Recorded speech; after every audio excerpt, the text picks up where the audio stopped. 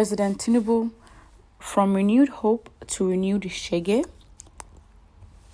Less than a month, Nigerians have started feeling the impact of President Bola Ahmed Tinubu's administration, which was inaugurated on May 29th. On Inauguration Day, Tinubu made the controversial decision to remove fuel subsidy payments and the price of premium motor spirit, popularly known as petrol. Oh wow. Immediately skyrocketed across the country. Petrol that hitherto sold between 210 and 220 naira per litre went as high as 850 naira per litre in some locations across the country and has remained in the range of 500 naira to 520 naira per litre. While Nigerians were still grappling with the effects of the removal of fuel subsidy payments, the Central Bank of Nigeria announced a devaluation of the naira, aligning with Tinubu's commitment to a unified exchange rate. While the intention is to streamline the foreign exchange system, the devaluation has already begun to affect businesses and investors. Industries such as Dangote Group are already feeling the initial repercussions. These developments have stirred concerns and comparisons to the biblical story of King Rehoboam raising questions about the future of Tinubu's administration and the welfare of Nigerians. Well, context for this king and this Bible story. So, when this king was in his position, the whole assembly of Israel came to him and said, "Your father put a heavy yoke on us, but now you should lighten the burden of your father's service. And the heavy yoke he put on us, we will serve you." However, as the popular Bible story goes, Rehoboam answered, "Go away for 3 days, then return to me." Then the king consulted with the elders who had served their father and the young men who had grown up with him. While the elders advised the king to make the yoke of the people lighter, the young men advised him in this way: My little finger is thicker than my father's waist.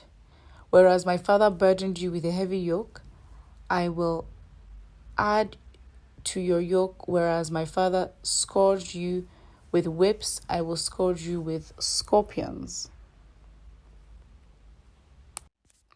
True to the letters, after 3 days, when the whole assembly of Israel returned to the king, he answered the people harshly, rejecting the advice of the elders, and spoke to the children of Israel as the young men had advised. When all Israel saw that the king refused to listen to them, they answered the king, "What portion do we have in David, and what inheritance in the son of Jesse? To your tenants, O Israel, look now to your own house, O David." When King Rehoboam sent out Adoram, who was in charge of the forced labor imposed on the Israelites, they stoned him to death, leaving the king running for his dear life. Rehoboam's reign was marked by rebellion against the house of David. The sudden removal of fuel subsidy payments and the naira devaluation have ignited dissatisfaction and unrest among the populace.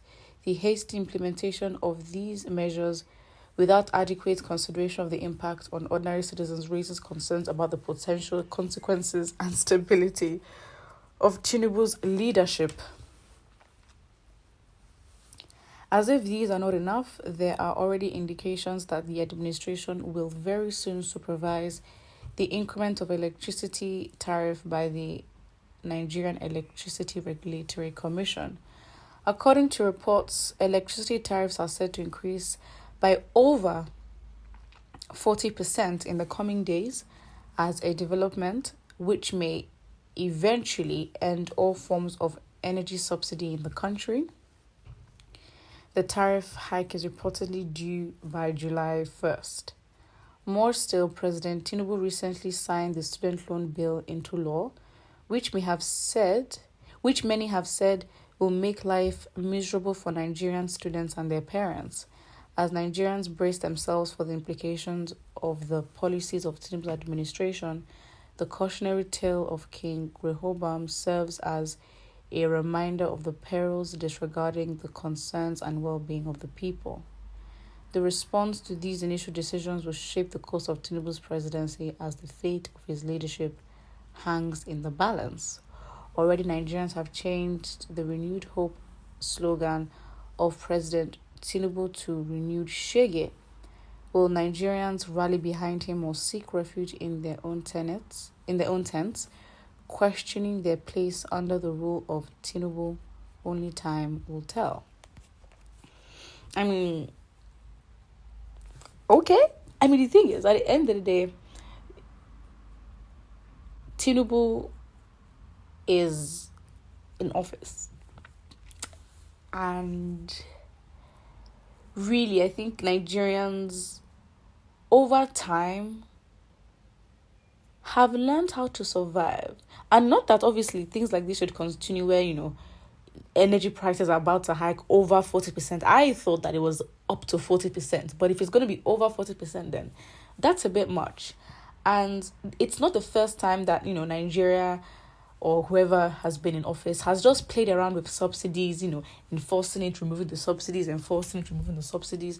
So it's always been a back and forth. And to be honest, no matter how hard it's been, especially for subsidies, price hikes, and obviously with businesses and investors, Nigerians have always found ways to survive. So I think these people will make decisions. At the end of the day, however how dissatisfied Nigerians are, they will just Nigerians always bounce back, and I think that's that's what the government rely on. I'm not an economist, so in terms of the long term, obviously I understand that devaluing the naira is obviously very important, especially when it comes to trade. But how much of what we produce is actually exported, and how much revenue do we get from that? Because the only essence of devaluing the naira basically makes our, home manufactured and domestic products cheaper to trade. So I understand that from an economics perspective, but removing these subsidies, I guess we will then see where the subsidy is put into and the long-term effects.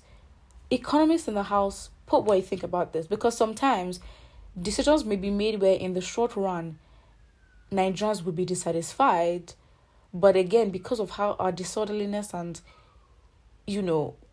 our volatile nature, like everything about Nigeria is very volatile. So Nigerians are used to not just changes up and down, but very drastic changes up and down.